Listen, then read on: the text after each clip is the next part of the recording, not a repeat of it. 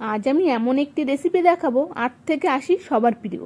চলুন দেখে নেওয়া যাক আজকের রেসিপিটা। আমি এখানে কিছুটা খোসা ছাড়ানো চিংড়ি মাছ নিয়েছি। একটু বড় সাইজের চিংড়ি মাছ নেবেন, তাহলে ভালো হবে। ওই চিংড়ি মাছের ভিতরে আমি মরিচ গুঁড়ো, লবণ, হলুদ আর লেবুর রস দিয়ে ভালো করে মেখে ম্যারিনেট করে নেব। খুব ভালো করেই মেখে নেব, মানে সব মশলাগুলো যেন ভালোভাবে মেখে যায় চিংড়ি মাছের গায়ে। চিংড়ি মাছের মশলা আমার মাখানো হয়ে গেছে। এবার আমি কিছুক্ষণ 10 মিনিট মতো ম্যারিনেট করে রাখবো।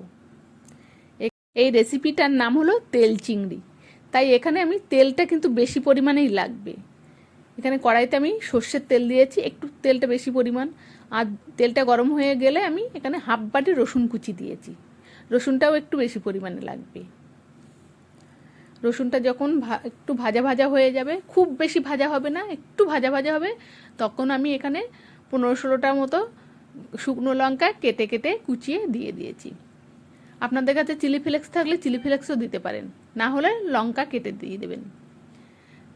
তারপর আমি এখানে ম্যারিনেট করা চিংড়ি মাছটা দিয়ে দিলাম।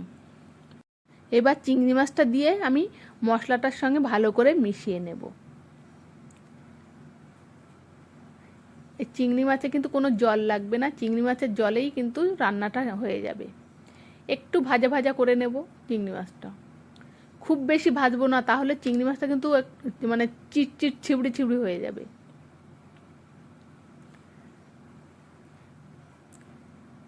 এবার চিংড়ি মাছটা আমি ঢাকা দিয়ে রান্না করব। 5 মিনিট মতো ঢাকা দিয়ে মানে লো ফ্লেমে রেখে দেবেন। তারপরে দেখবেন যে চিংড়ি মাছ থেকে জল বার হচ্ছে। দেখুন চিংড়ি মাছ থেকে কিন্তু জল বার হচ্ছে, এই জলেই রান্না হয়ে যাবে। আপনাদের হাতে 10টা মিনিট সময় থাকলেই কিন্তু রেসিপিটা রান্না করে নিতে পারবেন খুব সহজে, কোনো রকম ঝামেলা নেই, একদম ইজিভাবে রান্না করে নিতে পারবেন। শুধু এই রেসিপিটা থাকলে সেদিন আর অন্য কিছু লাগবে না, এটা দিয়েই পুরো প্লেট খালি হয়ে যাবে। রান্নাটা কিন্তু আমার হয়ে গেছে। এবার আমি শেষে উপর থেকে একটু ধনেপাতা কুচি ছড়িয়ে দিলাম।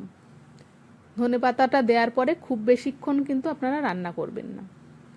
আর ধনেপাতা দেওয়ার পরে যেন একদম ঢাকা দেবেন না, তাহলে কিন্তু ধনেপাতার যে কালারটা ওটা ডিসকালার হয়ে যাবে।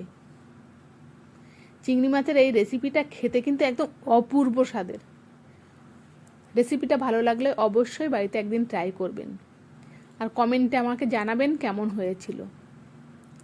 কোনো ঝামেলা নেই, ইজিভাবে হয়ে যাবে, অবশ্যই একদিন ট্রাই করবেন। আর বেশি বেশি করে রেসিপিটা শেয়ার করবেন, আর আমাকে লাইক কমেন্ট করতে ভুলবেন না যেন। সবাই ভালো থাকবেন।